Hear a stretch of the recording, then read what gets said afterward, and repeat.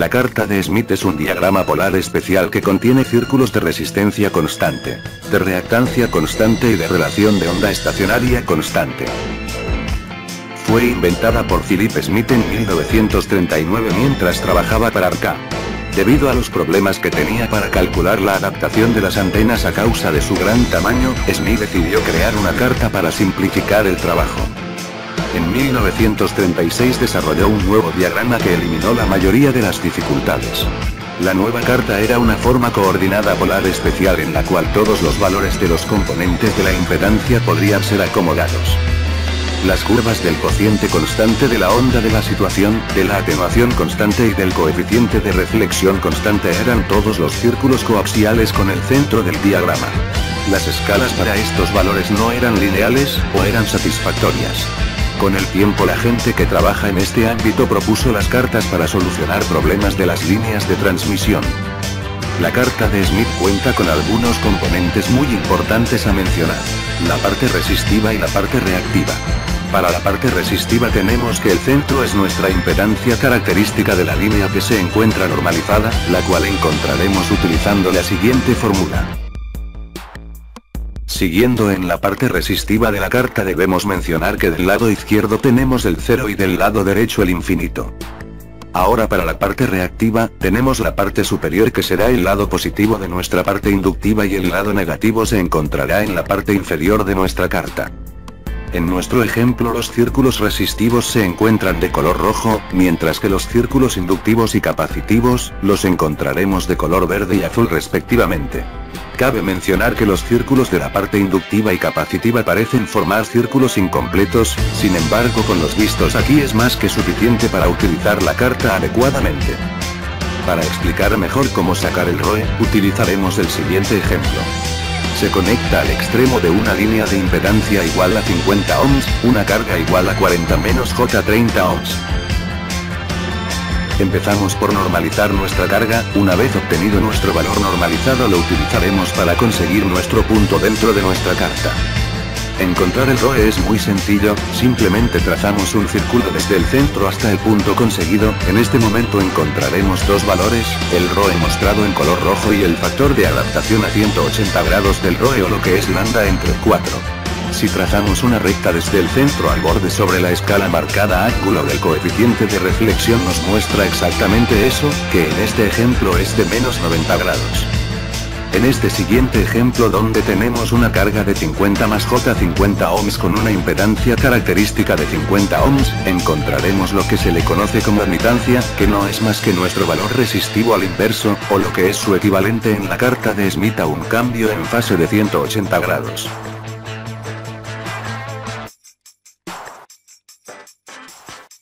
Continuaremos hablando de lo que sería el acoplamiento de impedancias. El acoplamiento de impedancias es un método mediante el cual se hace que la línea, que normalmente se encuentra desacoplada, pueda estar acoplada. La forma en que se hace esto es mediante lo que sería colocar cada uno de los siguientes acopladores entre lo que sería el generador y la carga, para que así pueda acoplarse la línea sin tener que cambiar la carga. Algunos de los acopladores serían: transformador de lambda sobre 4, brazo reactancia sencillo, doble brazo reactancia.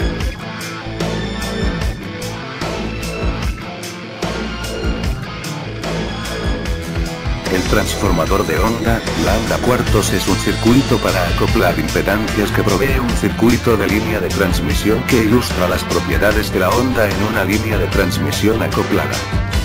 Es un simple transformador de impedancias de banda angosta, este consiste en una sección de línea de transmisión de longitud lambda cuartos. En la práctica, para acoplar impedancias complejas con este método es necesario ubicarlo a una distancia de separación de la impedancia a acoplar tal que no exista la parte imaginaria, la impedancia en esta posición solo tiene parte real. Y ahora un ejemplo de la aplicación del transformador lambda cuartos. Se alimenta una carga de 300 ohms por medio de una línea de 72 ohms. Considerando una frecuencia de 100 MHz acople el sistema utilizando el transformador lambda cuartos.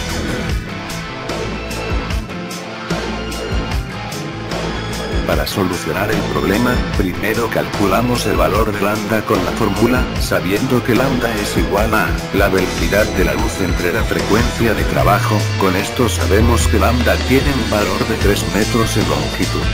Para calcular la longitud del tramo de línea, tenemos que dividir el valor de lambda entre 4. Esto nos da que el valor del tramo de línea para acoplar es igual a 0.75 metros. Procedemos con calcular el valor de la impedancia del tramo de línea, con la fórmula. Esto nos da que el valor de la impedancia del acoplador es de 146.96 ohms. Después en la carta de Smith ubicamos los puntos. Empezando, normalizando la impedancia de la carga, esto nos da el valor de 4.16, ya que es puramente resistiva, solo se deja indicado en la parte real de la carta.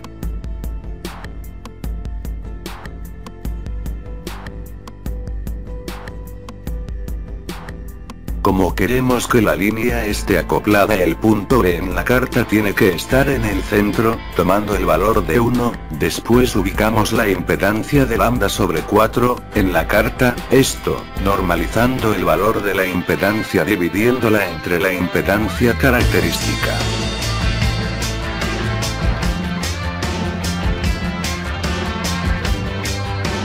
En conclusión, el transformador lambda cuartos es una herramienta útil y sencilla para acoplar líneas, con la desventaja que debe ser la impedancia de carga puramente resistiva.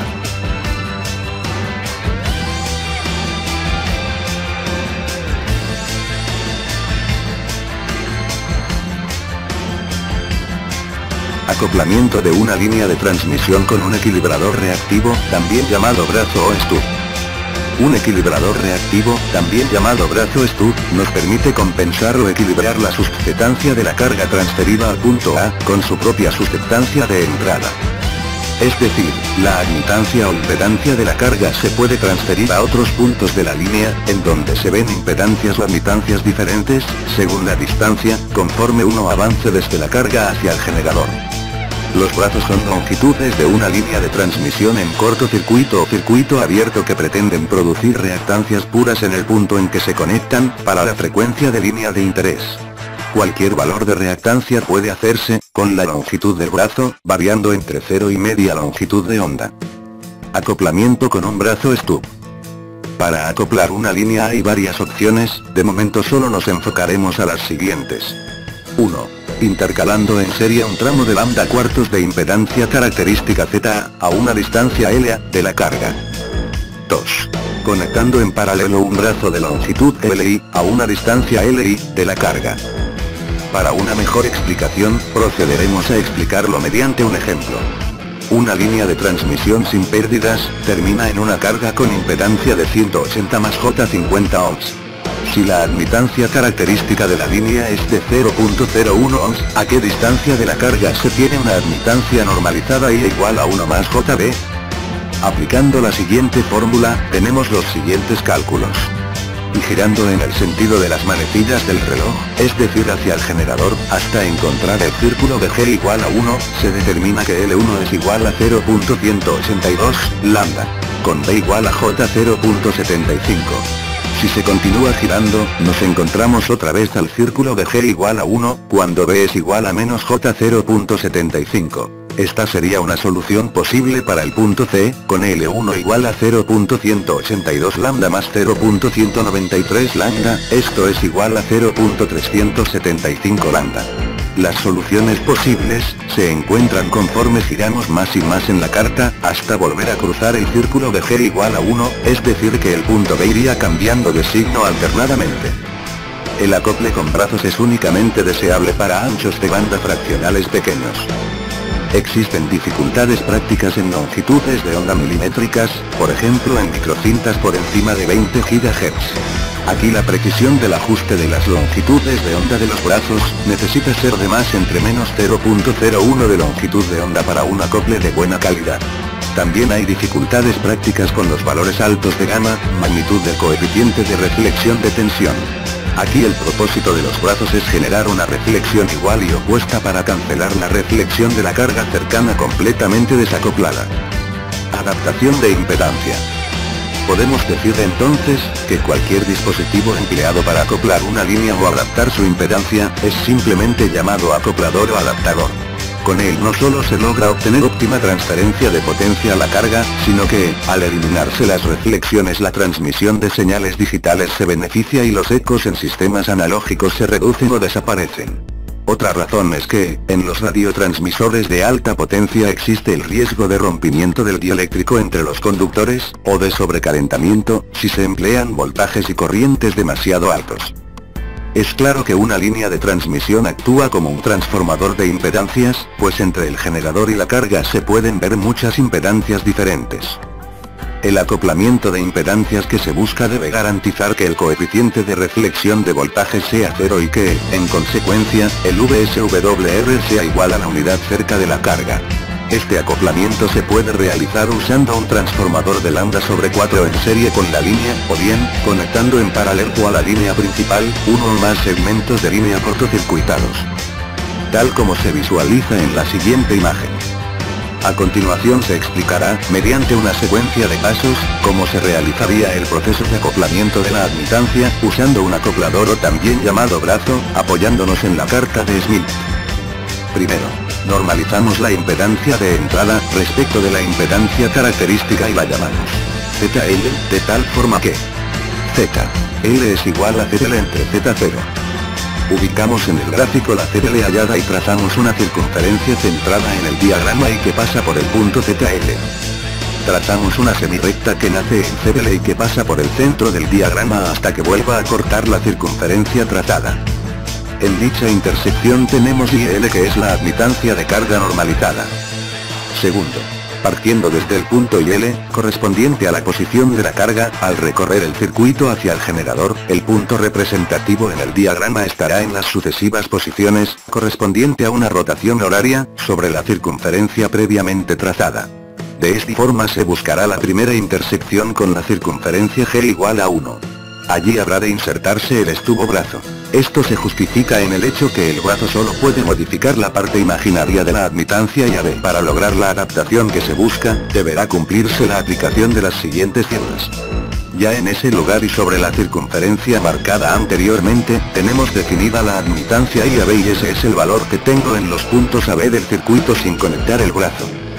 Tercero, si ahora conectamos al brazo tenemos que, para el brazo, IS es igual a GS más JBS, pero como es reactivo puro, GS es igual a 0, por lo tanto IS es igual a BS. Y podemos calcular el valor de BS, por medio de la siguiente figura. Ya hallado el valor del brazo, lo ubicamos en el diagrama y de forma podemos calcular la longitud del brazo llamado LS, que en este caso, por tener una terminación en cortocircuito partimos de Z igual con 0, y de G igual a infinito, siempre en sentido hacia el generador hasta el valor hallado de BS1. Nota de importancia. En caso de tener una terminación en circuito abierto partimos de Z igual a infinito y I igual a 0, y también en sentido hacia el generador hasta llegar al valor de BS1. Para tener más clara la explicación a este tema, nos apoyamos de otro ejemplo, que a continuación presentamos.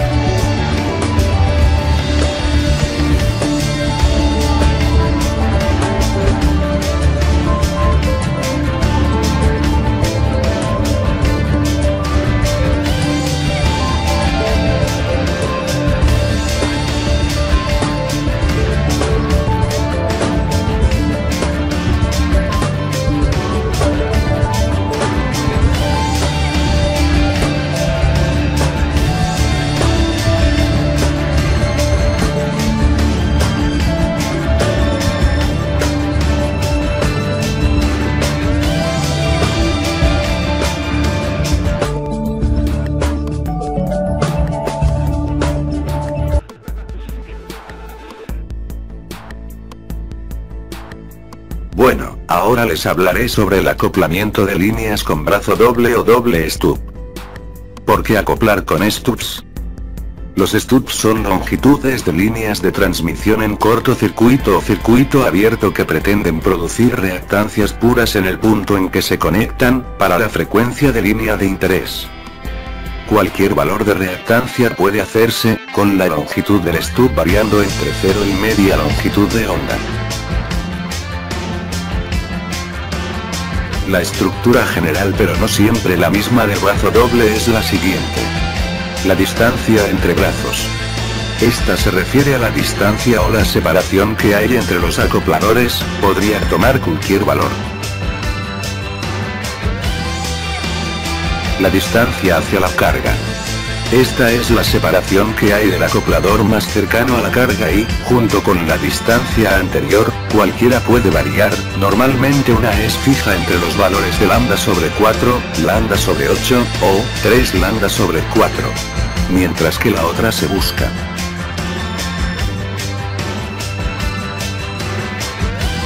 Las longitudes de los brazos. Estos son los parámetros que se buscan en el acoplamiento, por lo regular suelen variar, aunque lo ideal es que ambas sean iguales. Para que la línea de transmisión esté acoplado es necesario que el KR sea igual a 1, y el ρ sea igual con 0. El brazo doble, se trabaja de la siguiente manera. El primer brazo, sintoniza la parte real de la admitancia, vista en la entrada del acoplamiento, antes de conectar el segundo brazo, es decir, igual a las conductancias.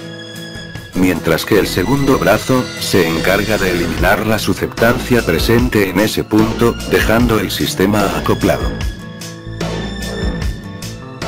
En la carta de Smith trabajamos de la siguiente manera. Empezamos con ubicar la impedancia de la carga, esta ya debe de estar normalizada, alizada. Después se invierte la impedancia normalizada para encontrar la admitancia de carga, esto se hace porque los brazos se conectan en paralelo y en este tipo de topología las admitancias se suman. Después procedemos a rotar el círculo unitario, en este caso se rota la distancia que hay entre la separación entre los brazos, en dirección a la carga.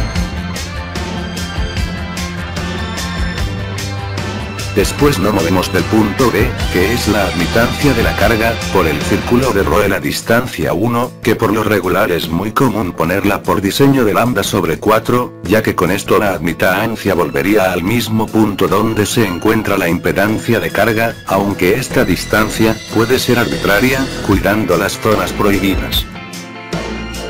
Procedemos con movernos de la admitancia prima, o, el punto C por la parte real de la admitancia encontrada, hasta el círculo unitario rotado. Al movernos por la parte real, esta se mantiene constante, pero la parte imaginaria no, es decir, cambia su valor, al igual que el ρ, en el circuito. Después, rotando la admitancia B' lambda sobre 8, sobre el círculo del segundo ρ hasta intersectar el círculo negro que localizamos en el punto E, podemos verlo, como si regresáramos el círculo unitario a su posición original, con lo que ahora será la admitancia tri', este punto tiene una admitancia de 1 más la parte imaginaria, donde la parte imaginaria puede ser cancelada por un segundo brazo. Por último se determina la longitud del brazo generador, desde el cortocircuito para admitancias hasta la parte del punto donde se encuentra la parte imaginaria del brazo. En conclusión, una de las principales limitaciones de la técnica del doble brazo es, que no sirve para cualquier tipo de carga, esto es que cuando se combinan ciertas características de las posiciones respecto a valores de la carga, dando origen a las llamadas, zonas prohibidas. Podemos decir entonces que, cada juego de posiciones fijas de los brazos tendrán la limitación de no poder acoplar cualquier impedancia.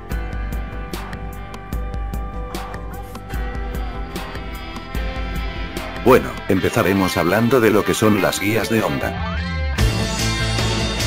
Una guía de onda es uno de los tantos medios alámbricos que existen actualmente. Este es un medio el cual está conformado por un tubo conductor que está construido de un material metálico y el cual es hueco, haciendo que de esta manera este ya no entre dentro de la clasificación de línea de transmisión. Las guías de onda se usan para lo que sería, llevar a cabo el transporte de energía en lo que serían altas frecuencias como lo serían las microondas, dado que no provocan atenuación a estas frecuencias, como ocurriría en las líneas. Por esa razón son más eficientes las guías de onda en altas frecuencias, que las líneas. La historia de las guías de onda, surge de lo que sería la colaboración entre Joseph John Thomson, o J. Lodge, y Lord Rayleigh.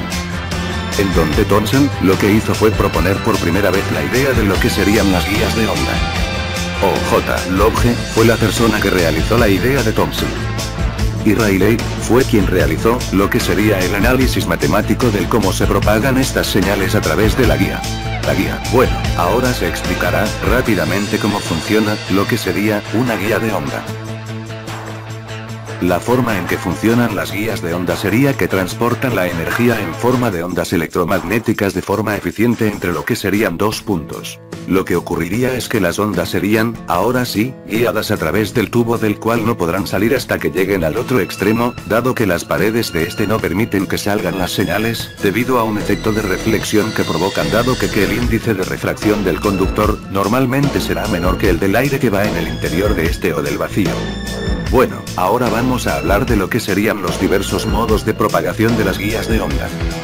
Los modos de propagación son las diversas formas en que puede ir viajando la energía a través de nuestra guía, es decir, la dirección que estén llevando los campos eléctricos y magnéticos con respecto a la dirección de propagación, y el tipo de modo se determina dependiendo de qué campo se encuentre en forma transversal a la dirección de propagación. Los tipos de modos importantes serían tres.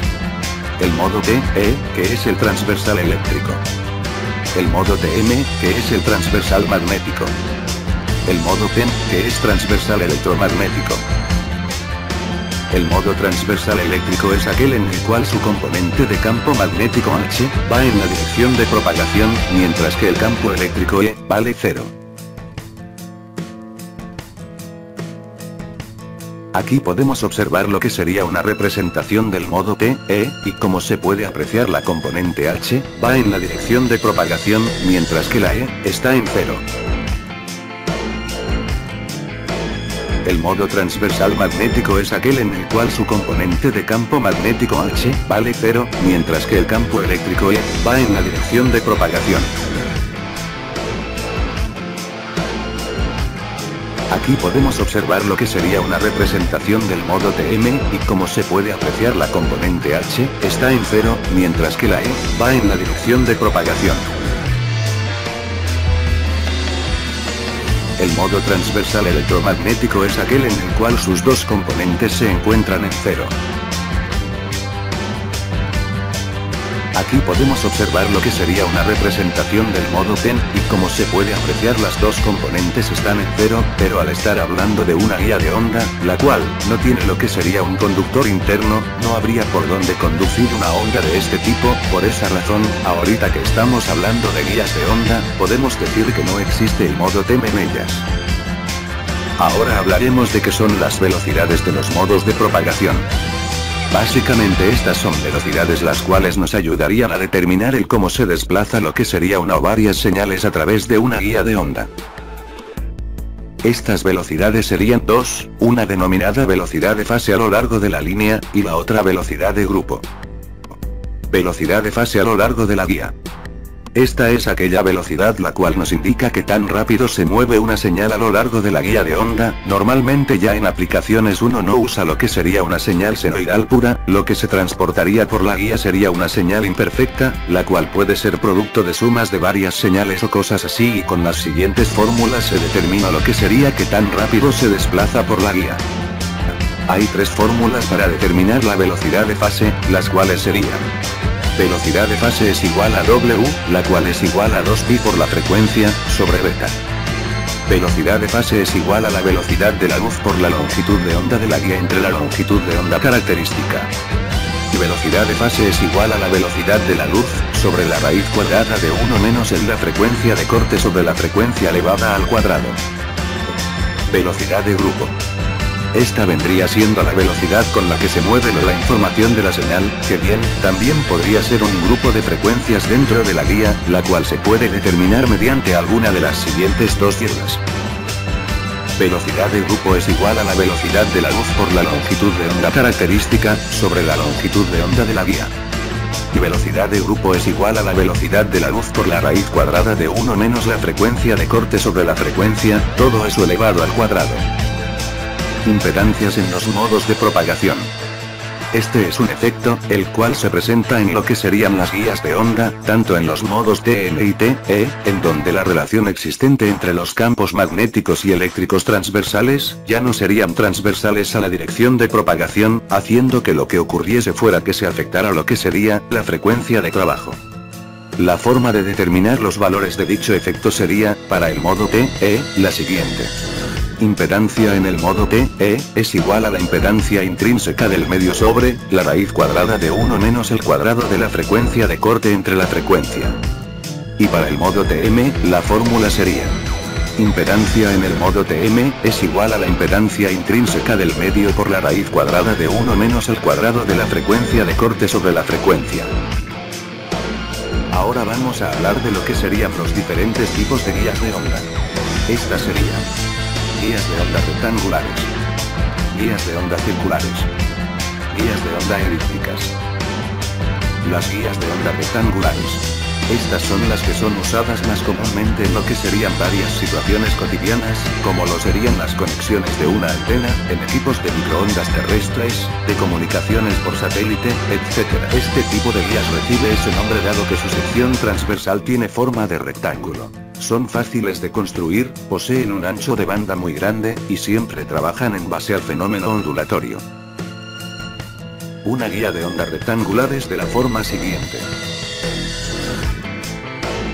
En lo que sería este tipo de guías se pueden obtener los valores de sus componentes en las siguientes ecuaciones, en donde en el modo TE, serían las siguientes. Y una vez que sustituimos valores de M y de N, los cuales podemos asignar según el tipo de modo TE, que sean, tendremos que determinar los valores de constante de propagación, frecuencia de corte, velocidad de fase, longitud de onda en la guía, longitud de onda característica y velocidad de grupo. Ahora entrando al modo TM, se haría exactamente lo mismo que en el TE, lo único que variaría sería que las variables de las ecuaciones están al revés. Y en cuanto al determinar los valores de coeficiente de propagación, el cual aquí cambiaría y ya no sería coeficiente de propagación, ahora sería el desplazamiento de la fase, la frecuencia de corte, la velocidad de fase, la longitud de onda de la guía, la longitud de onda característica y la velocidad de grupo, y pues como se puede apreciar, serían las mismas fórmulas que en el modo TE, la única que cambia es la de atenuación por la de fase y eso, solo cambia porque se vuelve real el resultado, pero de ahí en fuera es lo mismo. Las guías de onda circulares. Estas son aquellas que logran minimizar lo que sería de manera considerable el nivel de atenuación de la señal y es usada en lo que serían tramos largos. Al igual que en las rectangulares, estas obtienen su nombre dado que su sección transversal es de forma circular. Las aplicaciones de este tipo de guías sería para sistemas de radar, en donde la antena tiene que ser giratoria y también es utilizada como atenuador y cambiadores de fase. La forma de una guía circular es la siguiente. Para poder comenzar con el análisis y obtener las componentes de este tipo de guía en cada modo, es decir, en el TE y TM, lo primero que se debe tener en cuenta es que la forma de la guía cambió a un cilindro, así que la expresión que se determina de aquí es en coordenadas cilíndricas, así que en pocas palabras nuestras ecuaciones que donde ya directamente tendríamos que sustituir serían, para el modo TE.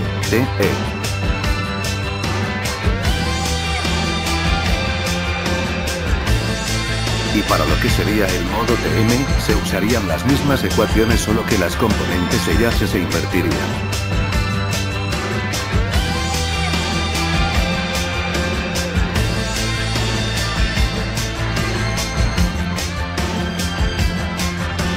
Guías de onda elípticas. Son un tipo de guías que son recomendables para lo que serían varios sistemas de antenas que se encuentran en lo que sería el rango de 3.4 a 23.6 GHz, y al igual que en los otros dos tipos de guías, estas reciben su nombre, dado que la forma de la sección transversal de estas es elíptica. este tipo de guía es superior en varios aspectos a la circular. Primero que nada, lo que sería la elíptica sí tiene una dirección de polarización, esto es porque tiene sus dos ejes diferentes uno del otro, cosa que no ocurre en las circulares, donde los ejes son iguales. Pero a pesar de eso solo es mejor la guía elíptica a la circular, pero no va a ser superior a la rectangular. En lo único que podría decirse en que superaría a la rectangular, sería en que la elíptica no genera tanta atenuación como lo haría la rectangular. Ahora que terminamos con guías de onda, llegó el momento de hablar de la fibra óptica. La fibra óptica es un medio de transmisión alámbrica, el cual es usado más comúnmente para lo que serían redes de datos, el cual suele estar formado de lo que sería filamentos de vidrio con un tamaño casi tan pequeño como el de un cabello humano. La fibra óptica lo que hace es que transporta la información en forma de haces de luz, los cuales pasan por toda la fibra, sin que haya riesgo de existencia de pérdidas. Las fibras están formadas internamente por lo que serían vidrios, pero estos vidrios son diferentes a los que se usan en la vida cotidiana, es decir, estos son mucho más transparentes y los haces de luz que pueden generar, tienden a llegar todavía más lejos que los haces creados por vidrios comunes. Y lo que sería una de las características más grandes de la fibra, la cual la hace muy superior ante los demás medios inalámbricos, es que puede transportar una gran cantidad de información a distancias muy grandes y a velocidades enormes, es decir, un coaxial logra hacer que lleguen a un punto cerca de 30.000 conversaciones, mientras lo que sería una fibra óptica, logra que hayan hasta 30 millones de conversaciones, cosa que ya es una gran diferencia y deja en claro la superioridad de la fibra ante el coaxial.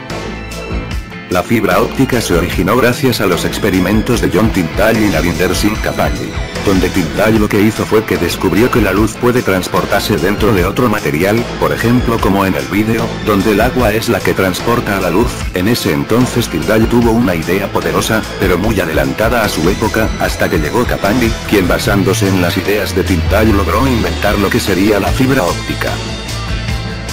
¿Cómo funciona la fibra óptica? La fibra óptica se basa en lo que sería la reflexión de los haces de luz una vez que estos inciden en el núcleo de nuestra fibra, es decir, una vez que nuestro haz de luz entra a la fibra, esta primero se refracta, dado que está entrando a un medio cuyo índice de refracción es menor que el del exterior, ocasionando aquí, según la ley de Snell, que haya una refracción, pero una vez que está adentro nuestro haz de luz, se le es imposible salir del núcleo hasta el punto donde acaba la fibra. Esto ocurre porque nuestro núcleo tiene un mayor índice de refracción que nuestro revestimiento, haciendo que nuestro haz de luz se vea destinado a seguir reflejándose hasta el final de la fibra. Ya que vimos rápidamente cómo funciona una fibra óptica, es buen momento para explicar lo que es el ángulo de aceptación. Este es aquel ángulo en donde incide la luz a la fibra, logrando que con este exista una reflexión interna, es decir, este es el ángulo con el cual, a partir de ahí, cualquier ángulo que sea mayor a ese, pero menor a la normal, podrá ser conducido por el núcleo, logrando de esta manera que los haces de luz se puedan mantener dentro de la fibra y de esta manera se podrá propagar. Este ángulo se determina mediante la siguiente fórmula, donde el ángulo de aceptación es igual al seno inverso de la raíz cuadrada del cuadrado del medio 1 menos el cuadrado del medio 2. La apertura numérica. La apertura numérica determina lo que sería la cantidad de luz que nuestra fibra es capaz de aceptar, al igual que la potencia que va a entrar. Este valor de potencia se representa como un cono, donde la generatriz de este, junto con el eje de la fibra, sería el ángulo de aceptación. La apertura numérica se determina de la siguiente manera. La apertura numérica es igual a la raíz cuadrada del medio 1 al cuadrado menos el medio 2 al cuadrado. Ahora hablaremos de lo que sería la clasificación de las fibras ópticas. La fibra óptica se puede clasificar de acuerdo a lo que sería su modo de propagación, es decir que tantos modos acepta la fibra que pasen a través de ella. Se clasificarían en monomodo y multimodo. Las fibras monomodo. Estas son aquellas fibras que solo pueden transportar lo que sería un solo modo, es decir, solo pueden transportar un solo haz de luz, dado que el núcleo de este tipo de fibras resulta ser extremadamente pequeño, aproximadamente entre 8 y 10 micras. Este tipo de fibras son usadas para las conexiones de acceso local y hasta en accesos de larga distancia. Las fibras multimodo.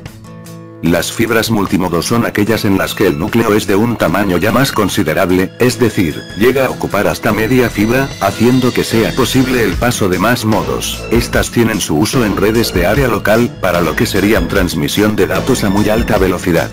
Estas, dependiendo del índice de refracción que se tenga en el núcleo, las fibras multimodo pueden ser de índice escalonado, de índice gradual. Las fibras multimodo de índice escalonado. Este tipo de fibra, es aquel que tiene un índice de refracción constante a lo largo de la fibra y suele ser construido en base a distintos materiales, de entre los cuales resaltan el vidrio y el plástico. Si se llegan a hacer de vidrio, vendrían siendo mejor dado que solo provocaría pérdidas de 30 decibeles por kilómetro, pero si están hechas de plástico, entonces pues vendría teniendo una serie de pérdidas de 100 decibeles por kilómetro. Normalmente este tipo de fibras tienen su núcleo hecho de un material, el cual debe de tener un índice de refracción mucho mayor al del revestimiento. Las fibras multimodo de índice gradual. Este es un tipo de fibra el cual no mantiene un índice de refracción fijo a lo largo de la fibra. Aquí, el valor máximo de este índice de refracción estaría en el centro y conforme vaya avanzando hacia lo que sería el borde, nuestro índice de refracción disminuiría, lo que causaría que nuestro haz de luz se fuera refractando poco a poco conforme vaya avanzando el haz.